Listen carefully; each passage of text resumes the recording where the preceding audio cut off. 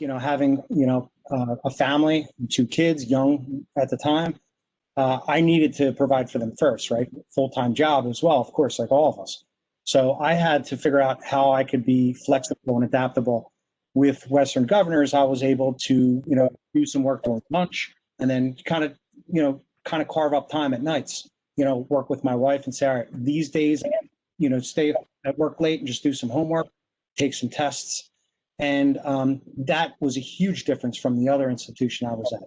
The brick and mortar, on site, it's very much, it seems to be more shaped and driven towards a younger aged group of people. They're a little bit more used to being disciplined differently than an adult. In my mind, I'm paying for this, this experience. I'm paying for the degree. I should be able to determine, if I'm going to show up to class or if I'm going to provide, I'm going to get my assignments in on time, but I should have the control or flexibility to weave that into life. And the only place I could find that was WGU. So I'm going to ask a follow-up there. So talk a little bit about that really self-driven, really individualized pace that you were able to do at WGU. And if you can also talk about one of our uniquenesses at WGU is that mentor that is really one-on-one with the student. Can you talk about how that role supported you or frustrated you? Talk a little bit about that. Yeah, sure. I mean, having a traditional classroom, I think some people really thrive in that environment sometimes. The thing with WGU, you have the best of both. You have somebody available to you if you need some help. But especially for me, I'm in IT, so being in that college, it was material I was familiar with. I just wanted to, learn material and then move on to the next course. What's great about it is if I take 6 months on one class, or maybe 6 months is a little drastic, but if I take an extra amount of time on one class, that's okay. The next class, I accelerated and I got through in a really fast time. I knew some of the coursework I was familiar with that I did in my job. So I'm like, all right, this will be really quick. I can go through, breeze the material and be done in a week because I could take the exam because I've been doing it for 10 years at the time.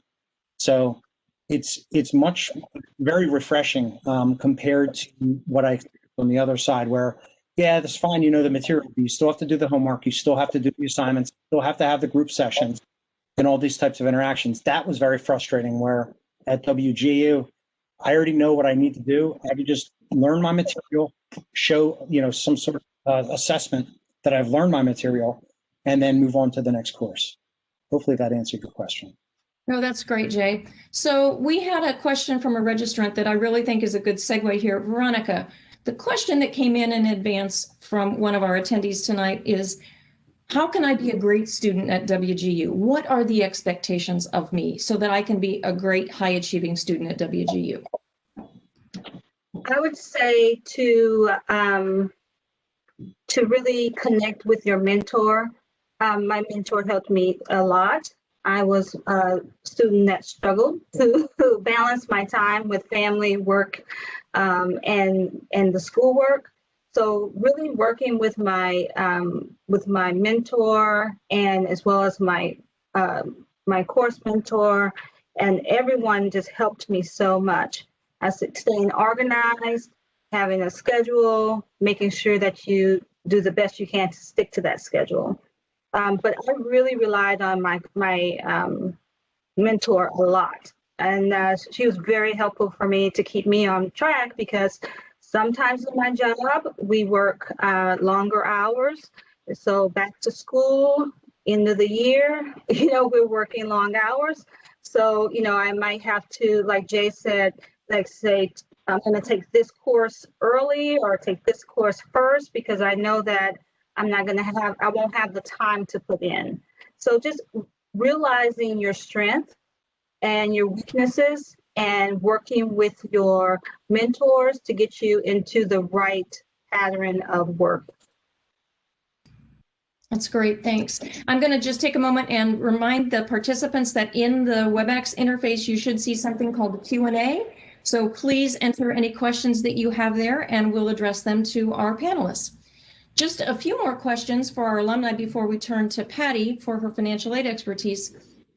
One of the questions that came in advance is, how realistic is it to complete a degree in a year? And I think the specific question the person submitted was someone that is going from an RN to a BSN, so the RN to BSN program. And I know that neither of you were in that program, so maybe wouldn't be able to speak to that directly. But maybe you could answer the question in a larger sense of how easy is it to accelerate through a program? And maybe each of you talk about how long it took you to do your programs. Sure. You want to go first? Sure. I would say it's really based on the time you have available. I worked with another student on a project, and he was going through his degree really fast, like in a year. And then he was about to start another one right after he finished the first one. So it just really depends on how much time you have to give to the program. You have to be realistic about that, I would think most. But people do it. I took 3 years. I was right at the cutoff. And thanks to my program manager again, she kept me on track, and she was like, "We've got to do this. We're going to do it together. We've got to do this." So I would just say it just really depends on how much time you have available. Jay? I was that person. I asked, I want to get done. What's the record? How quick can I get this done? I'm going to break it. I took 3 years. So once I started the work, I'm like, I already know most of the material. I'm just going to crush through this course. I mean, this is at my own pace. I work fast. I learn well. But reality is that, it is a college, right? You are required to learn new things. And I didn't come into it with the right mindset. For me, my mentor was telling me that. Good mentor gave me great advice. Said, why don't you just pace yourself? If you feel like you can move quicker than what you think you might want to do, start off slow and accelerate. It's a lot easier than burning out in the first, 3 months. And I kind of listened. So I got done in 3 years, so I still did pretty well. But I learned more than I thought I was going to. I'll say that. I learned a ton of information. And in IT, and everybody, I don't know the other colleges, but IT is kind of unique. I had to, go through course material that I somewhat knew, and I learned an immense amount I can use in my job. I now manage people that work as experts in the area that I learned. So now I can speak better to them from a leadership perspective. So it was a great experience. Yeah, so I'm going to now ask, I'll start with you, Jay, and then go to Veronica. One of the questions we've had is, if you could give advice to someone who is considering enrolling at WGU, what would your advice be? Oh, I would say definitely do it. I'm always, my team. So I have a team of engineers, and when I have like year-end, assessments and talking about career growth and opportunities, I always talk about, get your degree, because a lot of people in IT don't have a degree. Get your degree. It'll really help you. It will help you in ways you don't realize, but definitely do it. Evaluate and, research it for yourself. But if you want something that's going to it's going to be, and I know we're going to talk finances with Patti, but it's reasonable. If you look at the value for your spend, I mean, it's really a limitation for people to look at it and say, you know what, I'd love to go to these Ivy League schools or these state schools. And, it doesn't always work out that way, because you try to do it and it takes you 8 years because of the financial challenges. If, you go through this program, you get such high value for the spend. You get such amount of education and learning. You could really expand yourself. Like Veronica said, in 1 year, that person was moving through. That person got an immense amount of value for the time they had at Western Governors. So it's really what you make of it. But I would say definitely it's a really good opportunity. Okay. Yes, and I agree, of course.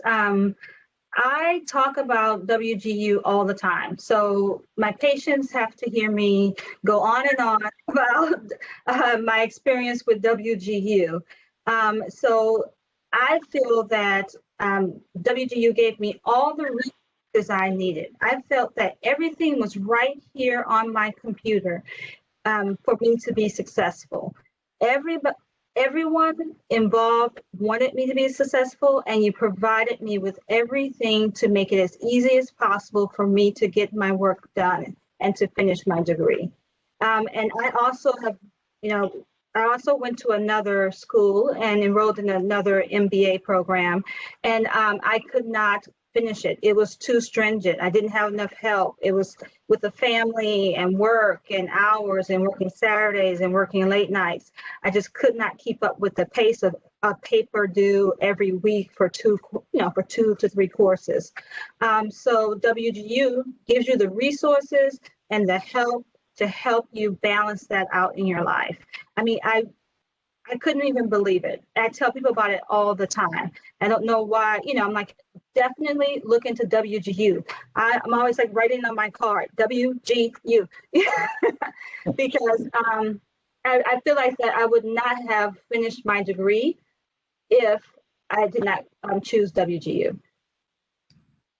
That's great. Thank you for your insights and really telling the hard work that goes into completing the degree. And I think both of you have characterized it that there is a great deal of work that is to be done, but it's done at a pace that you work through with your mentor. So really important perspectives, and I thank you for that. And we'll ask you to stay. I'm going to try to answer the RN to BSN 1-year question based on data that I have. There are lots and lots of students who do that. There are some who take longer than a year. And the question was posed, can you do the RN to BSN in a year, working full-time and raising children? And I can't answer that question because that is the unique situation of that individual person. It really is in how much time you have to set aside to work on your studies. And while the pace is your own, it is something that, as Veronica and Jade both have talked about, that mentor is really working alongside you to keep you on pace. And it sounds like for Jay, maybe trying to slow him down a little bit from time to time. High achiever. So now we're going to shift and ask some financial aid related questions of Patti. But again, we would encourage participants to put questions in the Q&A that you might have. And Patti, I'm going to start with just a couple questions.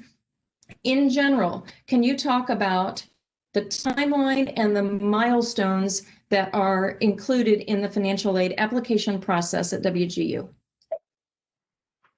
Yeah, absolutely. So WGU participates in the financial aid programs. So typically we view that as doing your FAFSA and getting Pell Grants and student loans.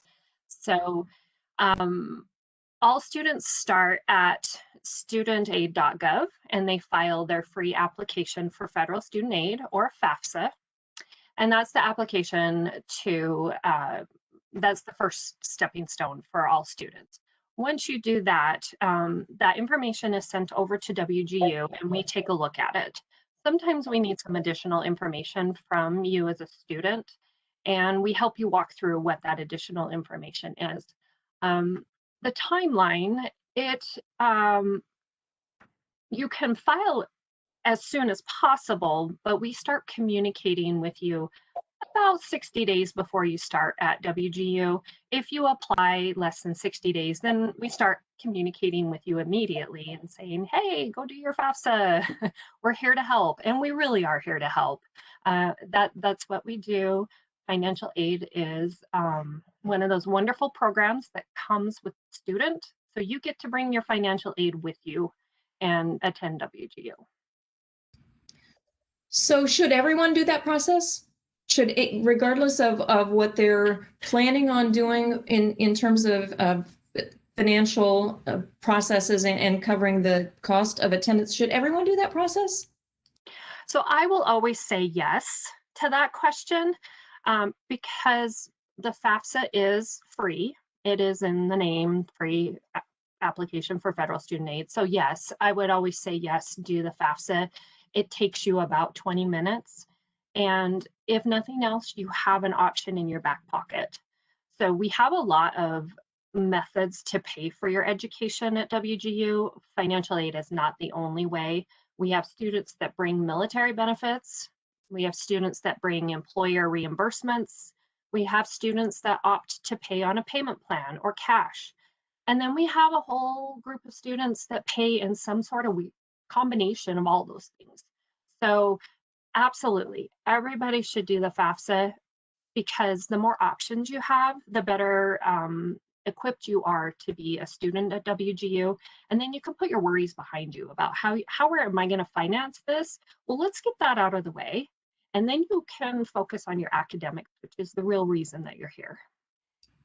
So one of the things that you talked about was leveraging benefits that you might have from prior military service, from an employer supporting tuition benefit to a degree. Can you talk a little bit about the fixed price model at WGU and how that works? Absolutely.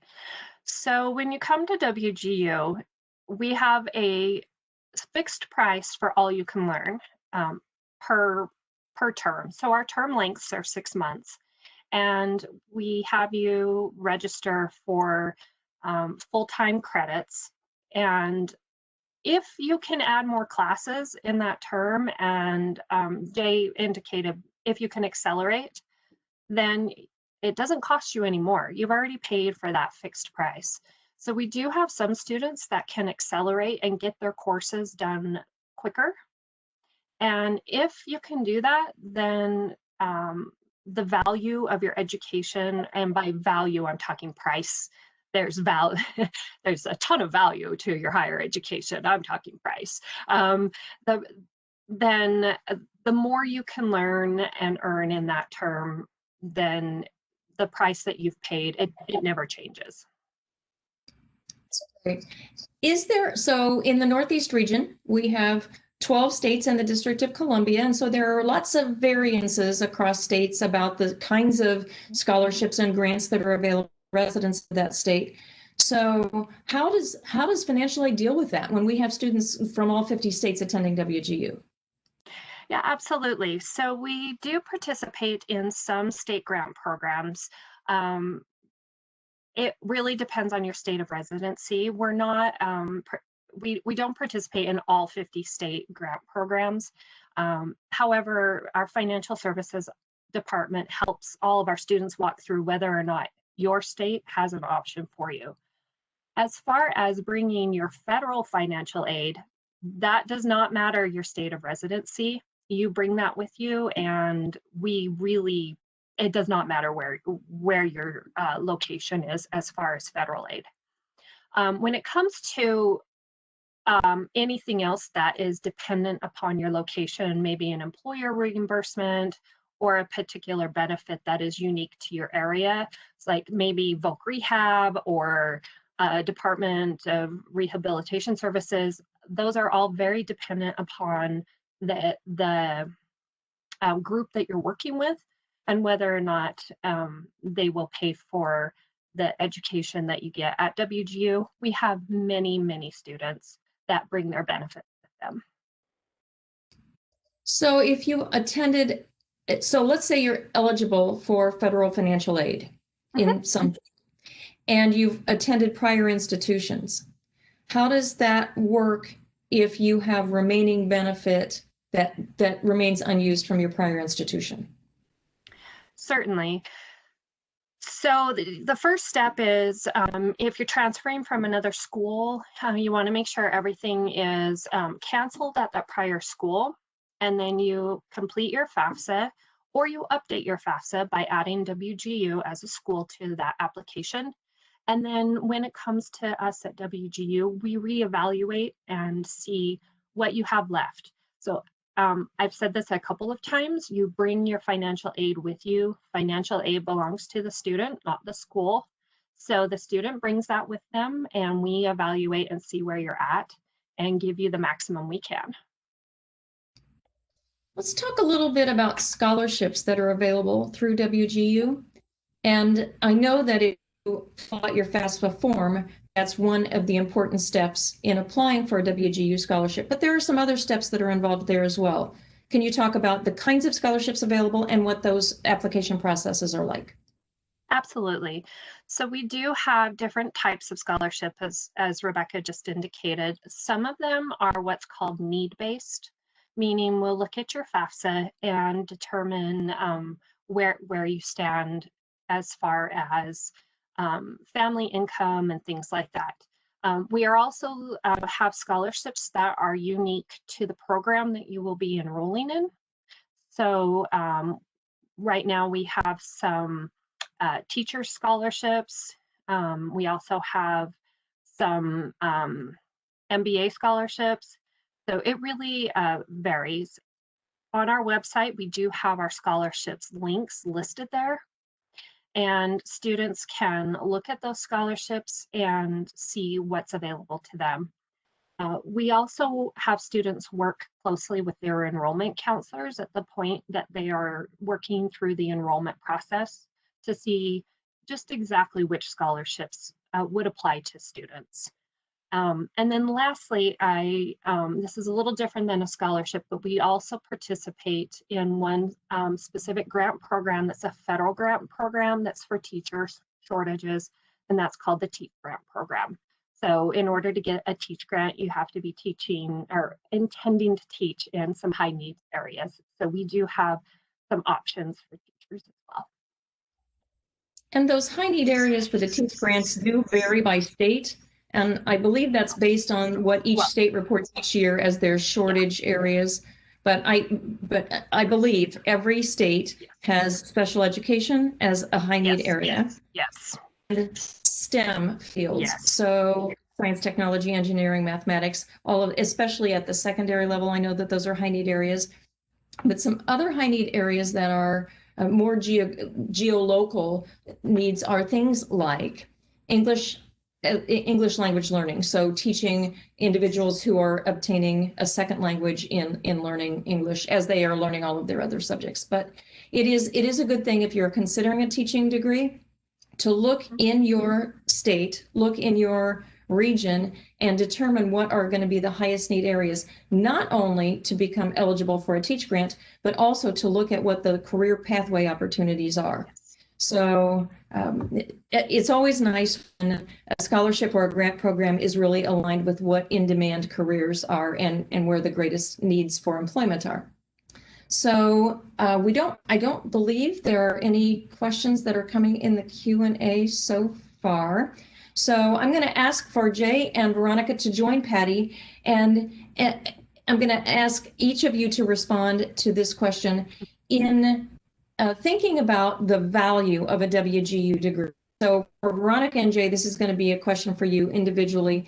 You've invested in a WGU degree, and as you've moved forward in your career, I want you to think about how you would determine if that investment of time, energy, and financial resources is really giving you a good return on your investment. And then Patti, I know that we have data, and in fact, long-term data over many years of the returns that our students get. So I'm going to start with Veronica and have you address the question about the return on the investment for a WGU degree.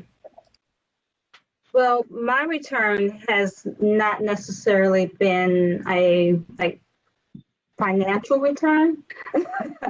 I have gained confidence, and I have learned how to lead or become a better leader. And therefore, my leadership has noticed that. So for me, I am moving in a direction of promotion to more of promotions that lead to maybe a little less clinical time and more administrative time. So I have been working on more projects. I've also been involved in more webinars and leading webinars. And my leaders, because they all say that they have noticed a change in my confidence and my abilities since I received my degree. So they didn't give me a raise, but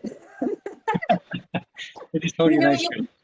yeah, so you bring up a really interesting point, though, and I know that especially in medical fields, there are those progressions throughout a career where maybe you're doing more clinical work early on in your career, and then you take on management and leadership roles. So that's really very insightful. Yeah, thanks. Jay, your thoughts? So as far as return on investment, there's a lot of ways to answer that. I think just to touch on a couple, honestly, and they didn't mention this before, but I have two daughters, right? 17 and 14 now. But I want to show them the example, like getting an education is important, right? That's a return, obviously, that doesn't have a value. Career-wise, there is definitely a return on investment.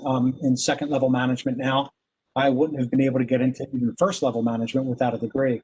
I know because of the experiences I had jumping around, it didn't feel like it was ever going to happen.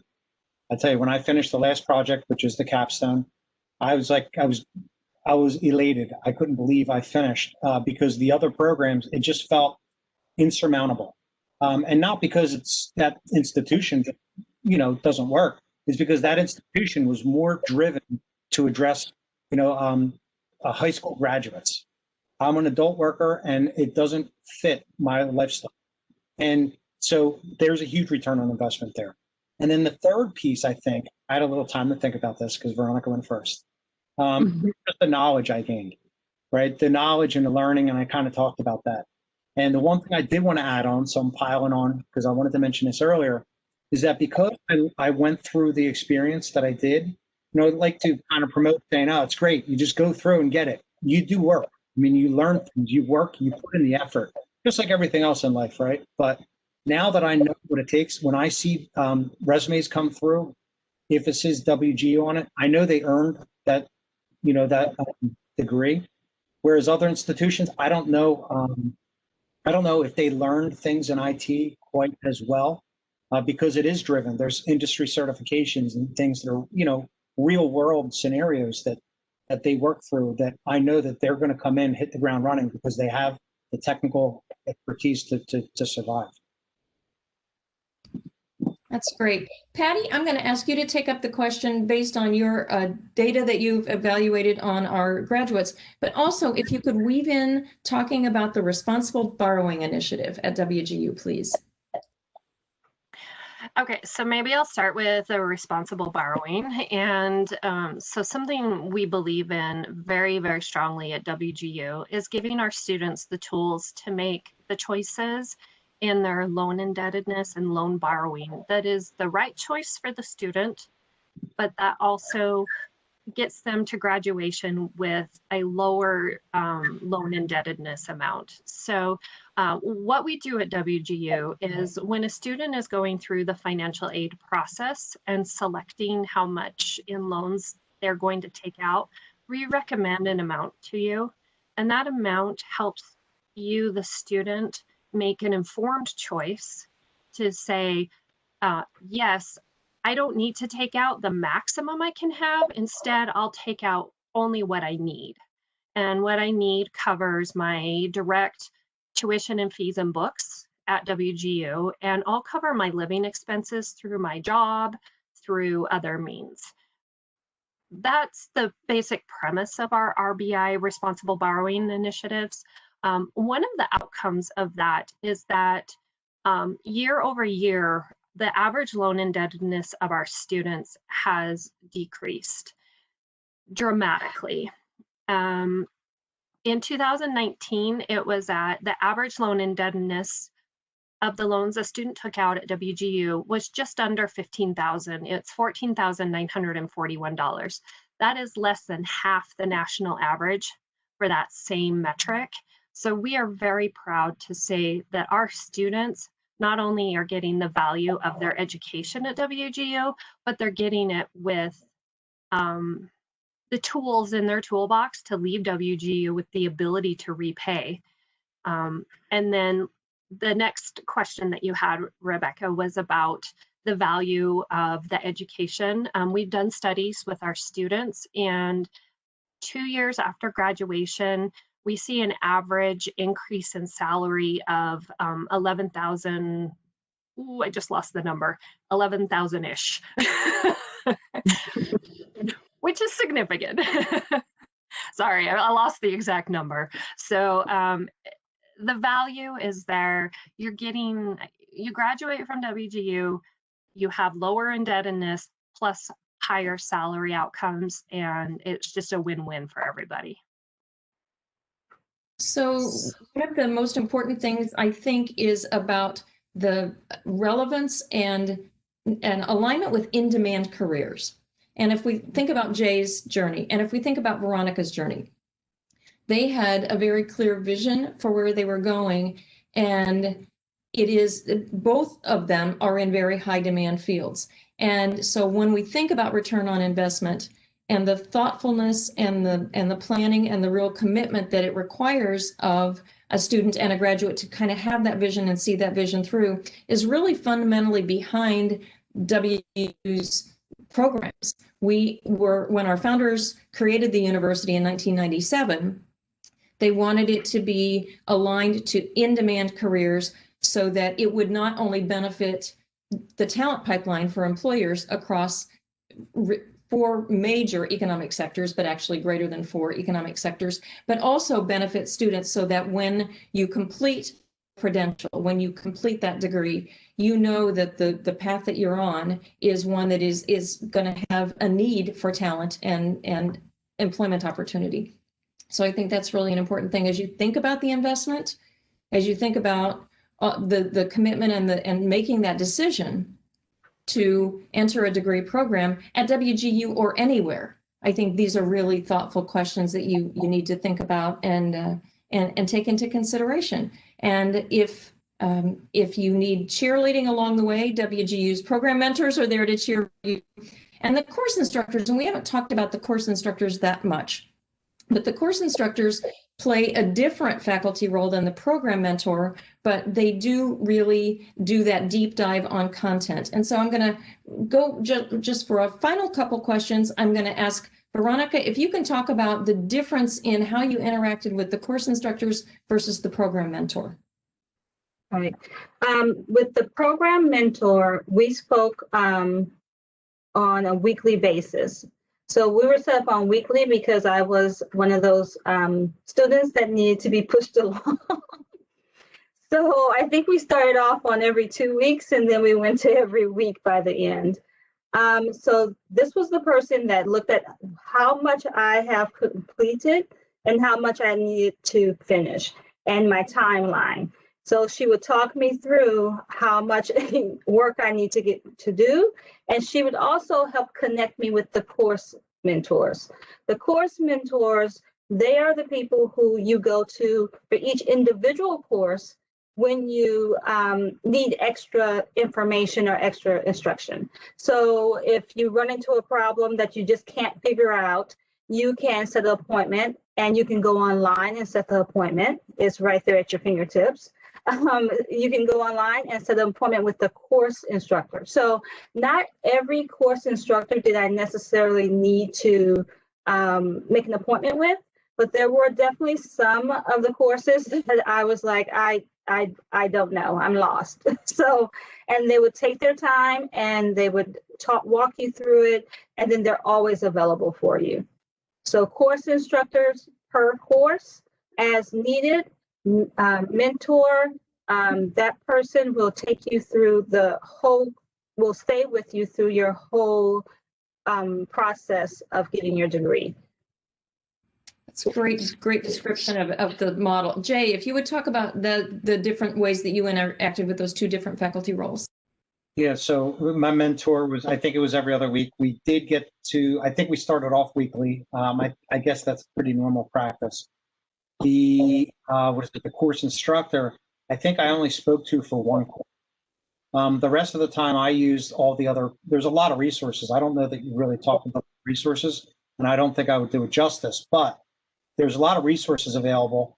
And the IT college, a lot of, the programs are industry programs or classes in some cases. So there's a lot of resources available, even if outside of WGU, but within WGU, there's like a chat forum. I spent a lot of time in there. People who've already gone through those challenges had the discussion with the instructors there.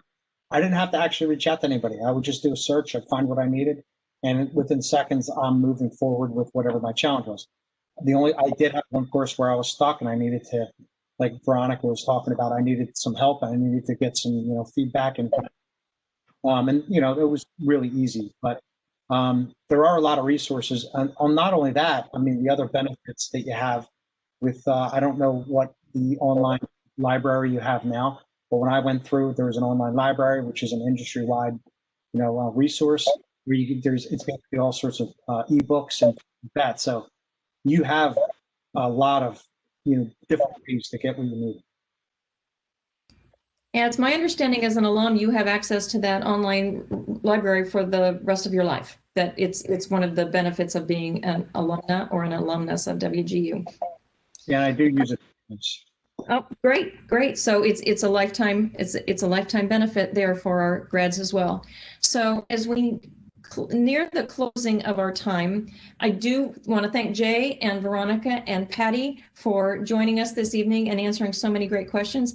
And Jay just teed up what I'm going to close with, which is talking about the next in our series. We will have another one of these webinars in January, and our focus at that time will be on the student experience. And so our guest from WGU will be Natalie Murray, and she is the leader of the student experience at WGU, and she'll talk about the kinds of supports that students get along the way. And even when crises happen, so sometimes it's an individual crisis, sometimes it's a worldwide pandemic, sometimes it's a weather event.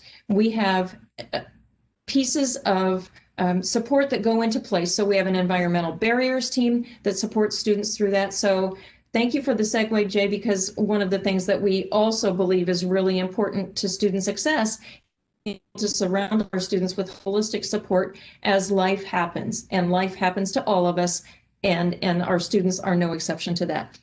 So that next series, that next episode in our WGU 101 series will be in January, and we look forward to that. And we hope folks will join us for that one. I'm going to close by sharing a slide that has a number of resources that Patti talked about tonight. And please, again, there's a email where you can send follow-up questions.